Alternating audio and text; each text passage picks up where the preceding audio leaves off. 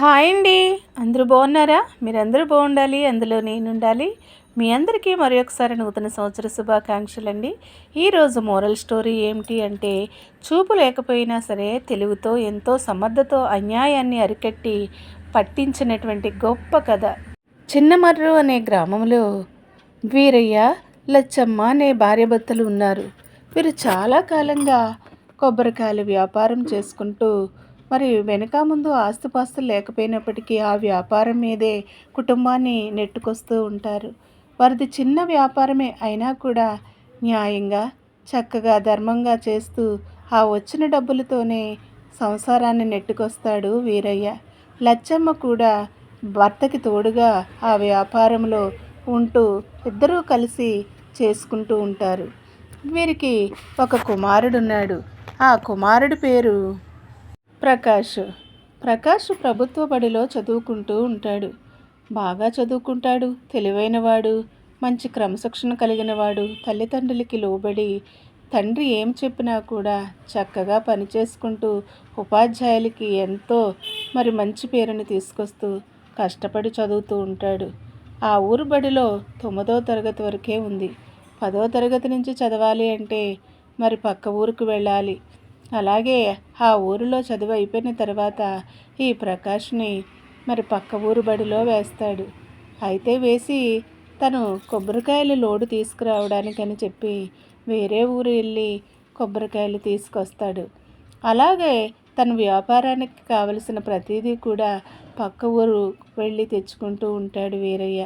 అయితే ఒకరోజు చాలా ఎక్కువ లోడులు ఉన్నాయి తీసుకురావడానికి, సాయం ఎవరు రానంటున్నారు, ఈరోజు అందరికీ పని ఉంది అంటున్నారు అని అంటే కుమారుడు అంటాడు, నాన్న ఈరోజు నేను బడి మానేసి నేను నీతో వస్తాను, నీకు సాయంగా ఉంటాను అని చెప్పినప్పుడు మొదట వద్దని అంటాడు కొడుకుని. అయితే ఎవరూ లేకపోవడంతో సరే నాయనా రా అని చెప్పి తీసుకువెళ్తాడు ప్రకాష్ని వీరయ్య.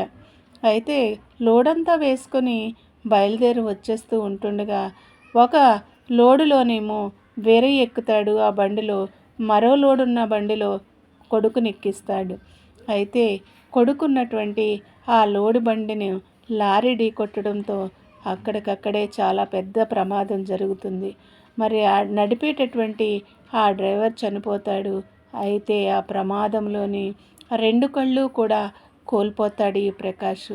2 కళ్ళు కోల్పోయినప్పుడు అక్కడే దగ్గరలో ఉన్న గవర్నమెంట్ హాస్పిటల్కి తీసుకువెళ్ళి వైద్యం చేయిస్తాడు తండ్రి. కానీ ఏమీ ప్రయోజనం లేకుండా అయిపోతుంది. 2 కళ్ళు కూడా పోయినాయి.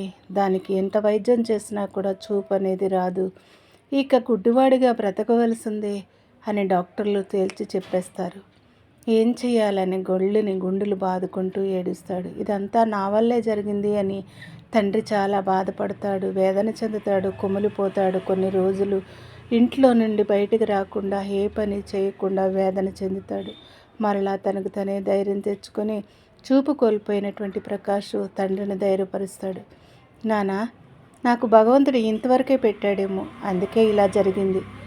దేవుని యొక్క ఏర్పాటు లేకపోతే ఏది కూడా జరగదు. ఇక నుండైనా నేను ఎలా బ్రతకాలో, ఏం చెయ్యాలో, చూపు లేకపోతే ఏంటి, నువ్వున్నావు, అమ్మ ఉంది, దేవుడు నాకు ఇచ్చిన జ్ఞానంతో నేను బ్రతుకుతాను నాన్న అని చెప్పి ఒక వ్యాపారం పెడతాడు. ప్రత్యేకమైన వ్యాపారం, బొమ్మల వ్యాపారం పెడతాడు. తన చేతితోనే బొమ్మలు తయారు చేసి రకరకాల బొమ్మలు తనకున్న నైపుణ్యాన్ని ప్రదర్శిస్తూ ఉంటాడు. ఆ బొమ్మలు ప్రతి చోట కూడా ఎగ్జిబిషన్గా పెట్టి ఆ బొమ్మలు అమ్ముతూ ఉంటాడు. ఎంతోమంది ఆ బొమ్మలు కొనుక్కొని తనని ప్రశంసిస్తూ ఉంటారు.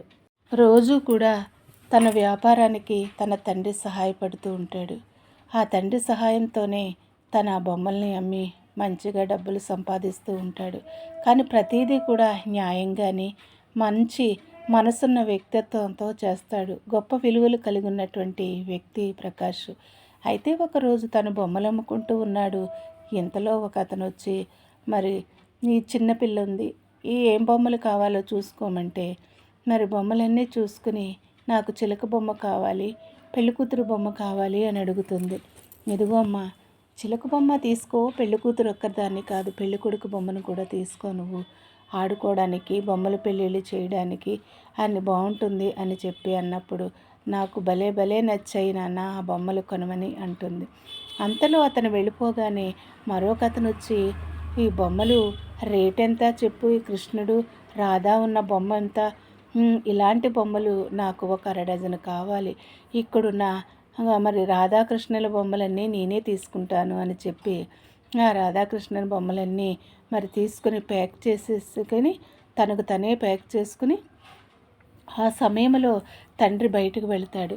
ప్యాక్ చేసుకున్నప్పుడు దానిలోని ఒక వజ్రాల హారాన్ని వేసి ఆ ప్యాకింగ్ని ఆ యొక్క చూపు లేని ప్రకాష్తో అంటాడు, ఇదిగో బాబు, నేను 1 గంటలో వస్తాను, ఈ ప్యాకింగ్ నీ దగ్గరే ఉంచు, ఎవరికి ఇవ్వకు, ఇగో బొమ్మలకు సరిపడా డబ్బులు ఇచ్చేస్తున్నాను కాబట్టి ప్యాకింగ్ జాగ్రత్తగా ఉంచే, నేను ఎక్కడికి కూడా ఎవరికి అమ్మొద్దు అని చెప్తాడు. సరేనయ్యా అని అంటాడు.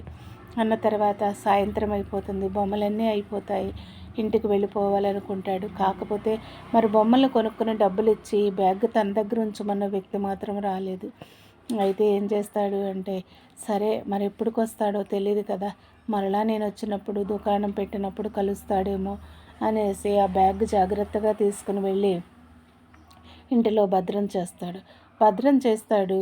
ఇంతలో మరి ఆ బొమ్మలు కొనడానికి మరొక వ్యక్తి ఇంటికి వచ్చి అంటాడు, నాకు రాధాకృష్ణుల బొమ్మలు ఒక 5 కావాలయ్యా, అర్జెంటుగా కావాలి, మాకు ఒక ఫంక్షన్ ఉంది, ఆ ఫంక్షన్లో మేము ఇవ్వాలి అన్నప్పుడు, అయ్యో అవి అందుబాటులో లేవు, కానీ నీ యొక్క ప్యాకింగ్ చేయించుకుని వెళ్ళిన ఇంకా రాలేదు కదా, ఈ బొమ్మలు వేరే వాళ్ళకి ఇచ్చేస్తే మళ్ళా బొమ్మలు తయారు చేశాను, అవి తయారవుతూ ఉన్నాయి కాబట్టి ఈలోపు అతను వస్తే ప్యాకింగ్ చేసి అతనికి అందజేయాలని అనుకుంటాడు. ఈలోగా ఆ ప్యాకింగ్ తెరిచేటప్పటికి ఆ బొమ్మలతో పాటు మరి ఒక వజ్రాల హారంలాగా అలాంటి నెక్లెస్లు 2 నెక్లెస్లు బయటపడతాయి. అంతకుముందే తను బజార్లో బొమ్మలు అమ్ముకుంటున్న సమయంలో ఆ ఊరిలో ఉన్నటువంటి గొప్ప కోటీశ్వరుడి ఇంట్లో దొంగతనం జరిగింది. వజ్రాల హారాలు ఎత్తుకుపోయాడు దొంగ అని ఆ నోట ఈ నోట ఈ ప్రకాష్కు కూడా తెలుస్తుంది. వెంటనే గుండె జల్లుమంటుంది. ఏమిటి, నా దగ్గరికి వచ్చినోడు దొంగోడా, నాకు చూపు లేదని చెప్పి మోసం చేయాలనుకున్నాడా, ఈ బొమ్మలు కొనేసి ఈ బొమ్మలులో మరి ఈ బొమ్మల సంచిలోని ఈ యొక్క వజ్రాల హారాలు వేసేసి ప్యాకింగ్ చేసి గట్టిగా కట్టి మూటను నాకు ఇచ్చాడు ఉంచమని, అందుకేనేమో ఇంకా రాలేదు, అయితే నేను ఎలాగైనా సరే ఈ వజ్రాల హారాల్ని ఆ యొక్క మరి ఆ కోటీశ్వరుడి గారి ఇంటికి నేను చేర్చాలి అనుకుంటాడు. అనుకుని మరలా వస్తే అడుగుతాడు బొమ్మలని, గబగబా ఆ వజ్రాల హారాలను రెండింటిని కూడా జాగ్రత్త పెడతాడు, ఎవరికి కనిపించని స్థలంలోను. ఈలోపు తండ్రి వస్తాడు. తండ్రికి విషయం అంతా కూడా చెప్తాడు. మంచి పని చేసావు నాయన అంటాడు. ఈలోగా ఈ బొమ్మలు కోసం వచ్చినటువంటి అతనికి ఇందులో బొమ్మలు ఇచ్చేసి మరి ఇంకా బొమ్మలు తయారు చేసుకుంటూ ఉంటాడు. ఈలోగా అక్కడ బొమ్మలు కొన్న ఆ వజ్రాహారాలు దొబ్బేసినటువంటి ఆ దొంగ వచ్చి, నా బొమ్మలేవి, నా సంచి ఏది అని గట్టిగా అడుగుతాడు. ఇవ్వకపోయేసరికి మరి దౌర్జన్యం చేస్తా అతని బొమ్మలన్నీ కూడా పగలగొట్టి ఇంటి మీద దాడి చేస్తాడు. అంతలో ఆ యొక్క ఇరుగు పొరుగు వాళ్ళు వస్తారు. వచ్చినప్పుడు విషయాన్ని వాళ్ళకి తెలియచేసినప్పుడు వెంటనే జమీందారు గారు ఆ ఊరిలో ఉన్న కోటీశ్వరుడికి మరి వెంటనే తెలియచేసినప్పుడు ఆ జమీందారు గారు, కోటీశ్వరుడు, ఆ యొక్క అందరూ కూడా వచ్చి అక్కడ నిలబడినప్పుడు విషయం అంతా చెప్తారు. అంతలో ఇరుగు పొరుగు వాళ్ళు అందరూ కలిసి ఆ దొంగను ఒక చెట్టుకు కట్టేసినప్పుడు అప్పుడు తన చాకచక్యంతో తన తెలివితేటలతో ఎదిరించి ఆ యొక్క వజ్రాల హారాలు ఇచ్చినప్పుడు మరి ఎంతో చక్కటి బహుమానము ఆ యొక్క మరి ప్రకాష్కి ఇస్తాడు. చూపు లేకపోయినా ఎంతోమంది పనివాళ్ళని పెట్టి నేను వెతికిస్తున్నాను, కానీ ఎక్కడా దొరకలేదు. నీ యొక్క తెలివితేటలతోనూ నీ చాకచక్యంతోనూ మరి చక్కగా ఆ దొంగను పట్టుకోవడమే కాకుండా నా యొక్క వస్తువుల్ని నాకు ఇచ్చావు. నీకు ఏ అవసరం కావాలన్నా నేను నీకు సహాయం చేస్తాను. ఇదిగో నా తరపు నీకు కొంత బహుమానం ఇస్తున్నానని మరి కొంత ధనాన్ని ఇచ్చి మరి ప్రతి అవసరము కూడా నేను తీరుస్తాను నీకు. నువ్వు నా దగ్గర ఉద్యోగం చేస్తానంటే చెప్పు, నీకు తగిన ఉద్యోగం నేను ఇస్తాను. నీలో ఎంతో నైపుణ్యం ఉంది అని చెప్పి ఆ యొక్క జమీందారు గారు చాలా సంతోషపడటమే కాకుండా చాలా ప్రశంసిస్తూ ఉంటాడు. మరి ప్రకాష్ తల్లి తండ్రి కూడా చూపు లేదు అని బాధపడ్డాము. అర్ధంతరంగా మధ్య వయసులోనే చూపు పోయింది. అయ్యో ఎలాగా అనుకుని తల్లడిల్లిపోయాము. నా కుమారుడు చూపున్న వాళ్ళకంటే గొప్ప ప్రయోజకుడే అయ్యాడు. ప్రయోజకుడు అవ్వడమే కాకుండా ఈ రోజుని ఇంత మంచి పేరు తెచ్చుకున్నాడు అని చెప్పి ఆ తల్లిదండ్రులు చాలా సంతోషపడతారు. ప్రకాష్ని మరి ఒక స్నేహితుడు ఉంటాడు, మరి రాము అని. ఆ ప్రకాష్ ఇద్దరు ప్రాణ స్నేహితులు. అయితే ఒకరోజు వచ్చి, ఒరే ప్రకాష్, నాకు పెళ్లి కుదిరిందిరా, నా పెళ్ళికి అమ్మ నాన్న నువ్వు అందరూ రావాలి అంటే, ఆ మాటకి చాలా సంతోషం నాయన, చల్లగా ఉండాలి నువ్వు జీవితాంతం, మరి నీ భార్య బిడ్డలతోనూ చక్కగా మంచి సంసారంతో నువ్వు పాలు పొంగినట్టుగా పొంగాలి అని తల్లి దీవిస్తూ ఉంటుంది. అయితే అంతలోనే బాధపడుతుంది. నాయన, నీ నీ యొక్క మరి వయసు వాడే నా కొడుకు కూడా, నా కొడుకు చూపుంటే నేను కూడా ఈ పాటికి పెళ్లి చేసేదాన్ని, ఒక ఇంటి వాడయ్యేవాడు అని అంటే, అంతలోను ప్రకాష్ అంటాడు, అమ్మా నాకు చూపు లేదని ఏమీ బాధపడద్దు. ఇప్పుడు ఏంటి, నేను సంతోషంగా లేనా ఏంటి, చాలా సంతోషంగా ఉన్నాను నేను అని అంటే, మరి ఆ ఊరిలోనే ఒక తెలుసున్న మంచి కుటుంబానికి చెందిన ఒక అమ్మాయి మరి తల్లిదండ్రులు వచ్చి, ఆ అమ్మాయి మీ అబ్బాయిని వివాహం చేసుకుంటానంటుంది, మరి మీరు ఒప్పుకుంటే తప్పకుండా వారిద్దరికీ పెళ్లి చేద్దారి అని అంటే, ఏంటి మా అబ్బాయి కోసం తెలిసే మాట్లాడుతున్నారంటే, ఏ చూపు లేకపోతే మంచి మనసు ఉంది, మంచి గొప్ప విలువలు కలిగి ఉన్నాడు, చక్కటి వ్యాపారంలో రాణిస్తూ ఉన్నాడు, అన్నీ ఉన్నాయి, అన్నిటికంటే ముఖ్యంగా దైవం లాంటి తల్లిదండ్రులు ఉన్నారు, ఇంతకంటే ఏం కావాలి లోకంలోనే ఆడపిల్లకి అని చెప్పి అన్ని అందచందాలు జరుపుతారు మీరు అని చెప్పి ఆ తల్లిదండ్రులు వచ్చి అడిగినప్పుడు వారి సంతోషానికి పట్టలేనంత ఆనందంతో ఉప్పొంగిపోతూ ఉంటారు హృదయంలో. తన స్నేహితుడు పెళ్ళి అయిన వెంటనే మరి కొన్ని రోజులకి చక్కగా వివాహము, ప్రకాష్ వివాహము అంగరంగ వైభవంగా జరిపిస్తారు తల్లిదండ్రులు. అంత గొప్ప మనసు ఉన్నటువంటి ప్రకాష్కి ఊరిలో అందరూ కూడా చక్కటి బహుమతులు తీసుకొచ్చి మరి అభినందిస్తూ ఉంటారు. చూసారు కదండి ఈ స్టోరీ కనుక మీకు నచ్చినట్లయితే లైక్ చేయండి, షేర్ చేయండి, సబ్స్క్రైబ్ చేసుకోండి. చూపుండి మోసపూరితమైన మనసు ఉంటే అది ఎవరికీ ప్రయోజనం కాదు. చూపు లేకపోయినా ఎవరి మీద ఆధారపడకూడదు, ఎవరిని మోసం చేయకూడదు, ఎవరికైనా సహాయపడాలనే మంచి గుణాలున్న ఆ యొక్క ప్రకాష్ని మరి అందరూ అభినందించారు. అంతేకాకుండా ఎవరూ చేయలేనటువంటి ఆ పనిని ప్రకాష్ చేసి చూపించాడు.